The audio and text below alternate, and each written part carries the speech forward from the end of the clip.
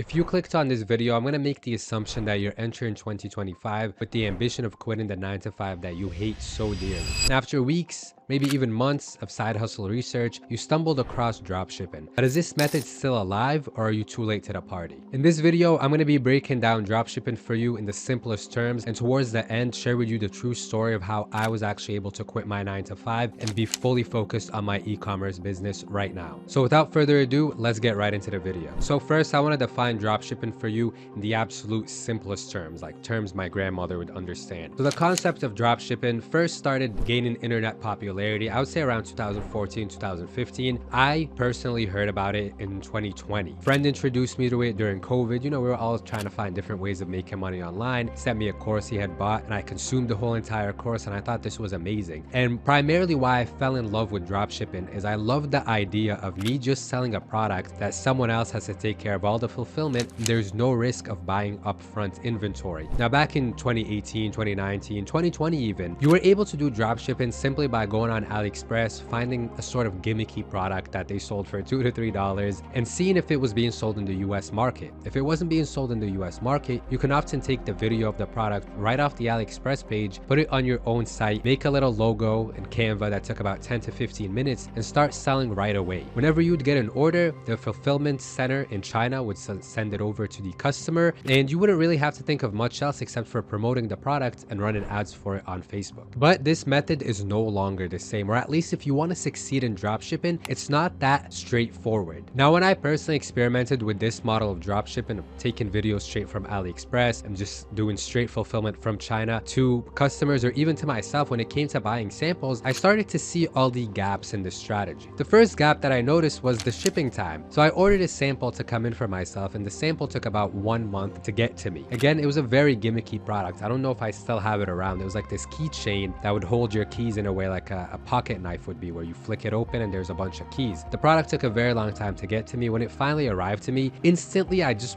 realized how cheap it was. The packaging that it came in was like this super thin black sort of plastic packaging that they send out orders in, and obviously said China, and it had a receipt, and the receipt showed the actual price that I bought it for. Now, believe it or not, there's many people who are pretending that this model still works on YouTube, but there's also many people who are actually doing this method of drop shipping. But more recently, with the advent of TikTok and people sharing their experiences when it comes to their online purchases or doing reviews of product they bought online, you'll find that many stores are getting exposed for drop shipping. But more so, drop shipping has gained a really bad name and a very bad reputation because of these kinds of people. Now, just to tell you a quick little story, a few months ago, I came across this video of this girl reviewing this product she bought from this site. Now, on this site, they had, it looked like images of someone actually wearing the shirt. So she thought, okay, great, this looks good on. This is exactly what I've been looking for. I'm gonna go buy it. After buying it, she explained that it took about a month to get to her. And then as she showed the package it came in, it was one of the cheapest looking like black plastic bag that you use for trash. And that's what the product came in. And then as she opened it and she pulled it out, it looked nothing like the image. And clearly with the time that we're in right now, people are all about canceling, they're all about exposing. So she pretty much called out the brand, she tagged them, and she showed the low quality item that they sent to her, and the fact that it did not match the picture at all. But worst of all, in that same package, because they were genuinely directly drop shipping from China, it also contained the receipt, and she saw that she bought the product for about $39, but on the receipt it mentioned that the price of this product was $229. So if you're coming into this with the mentality of building a long-term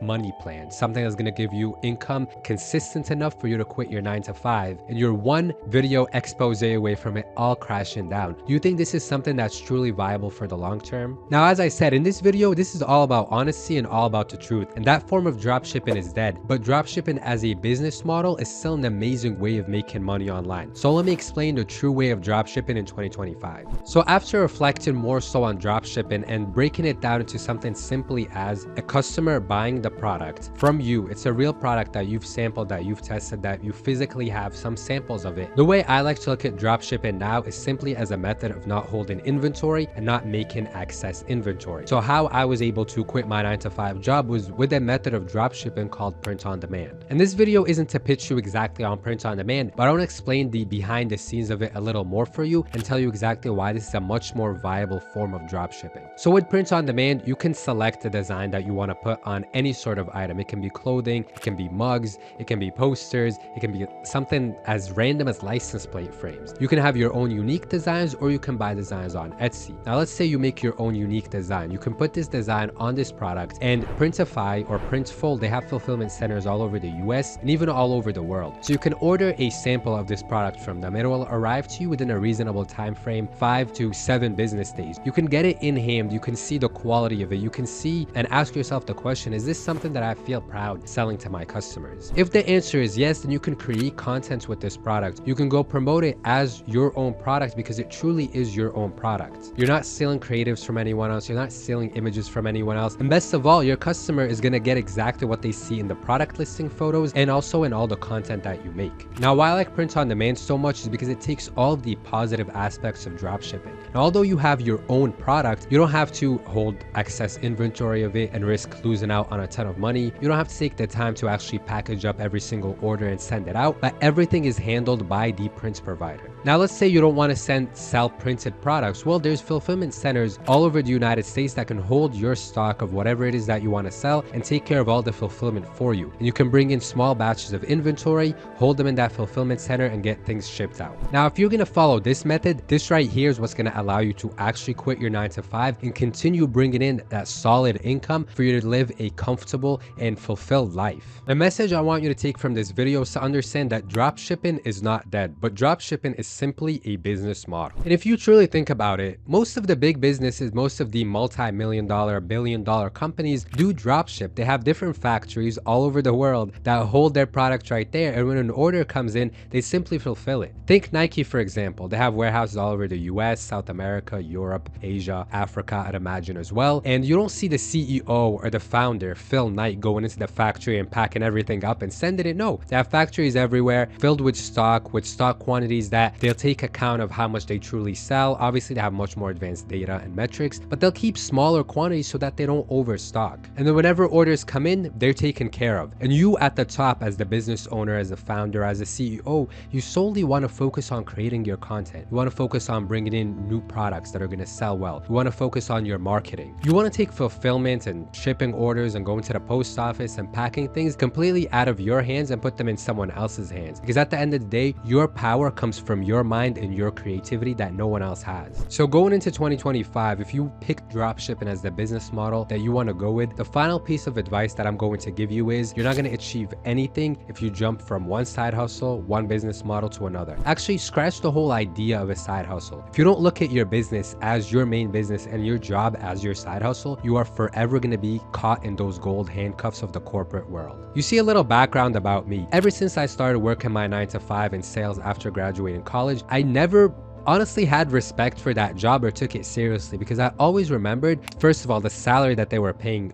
If you know about the job market right now, they're firing people whenever they want. They're always making budget cuts to increase profits for shareholders. Most big corporations and companies do not care about you. Unless you're working at a non-profit, or you're working at your religious center that's local and you're like volunteering, most of these corporate jobs have no fulfillment, they have no soul, they have no heart, and they really don't care about you. Why are you going to go into that job, take it with the utmost seriousness, really let it stress you out when you should be putting that focus on your business? So going into 2025, pick dropshipping, pick e-commerce as the business model that you want to follow. Stick through with it for the whole year. Take it extremely seriously. Take pride in what you're doing. When you go to your 9-to-5, don't let it stress you out. It is simply a means to an end. You're only going into that job to make enough money so you can put that money right back into your business. And after 4, 5, 6, 7 months, you're going to start to see substantial growth. And I guarantee you, if you stick to it for the entirety of 2025, by the end of the year, you're going to be able to step away from that 9-to-5 and never look back. I remember every single day that I would go into my job, I would be absolutely miserable. I hated my manager. I hated what I was doing. And I was working in tech sales, which if you ask around is like one of those really cool industries. Everyone's talking about tech sales, how it's so amazing, how you can make so much money. It was the most unfulfilling job that I could imagine working. You know what's crazy? I felt more more enjoyment, and I guess you could say more fulfillment when I worked as a Amazon grocer in one of their Whole Foods, where I would just pack people's groceries. I feel like that was more enjoyable than working in tech sales. Imagine this, going every single day into the job, sitting down, making cold calls to random people, sending cold emails, all so that you can put more money into the CEO and the shareholders' pockets. The whole time I was there though, I was just looking at it as a side hustle. I was growing my business, and after a little bit over a year of really locking in and focusing on my business and growing my e-commerce business to a solid